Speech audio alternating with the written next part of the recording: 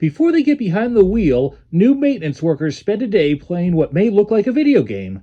But instead of dropping in a quarter and trying to get the high score, they're learning the intricacies of a snowplow. Very realistic is more than I anticipated. It feels, I can feel the plow, I can feel the bumps, so it's fun. Virage simulators have been installed recently at the Pennsylvania Turnpike's Western and Eastern training centers. In the East, Dwayne Haas runs new crews through the paces.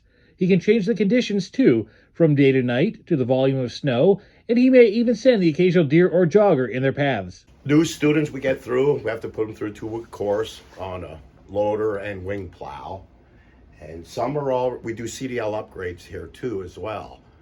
Some are already experienced and have knowledge, and this unit here helps save our equipment, our truck, and transmissions and clutches and stuff like that. So if they have a problem with shifting, different transmissions, double clutch here, this will correct that.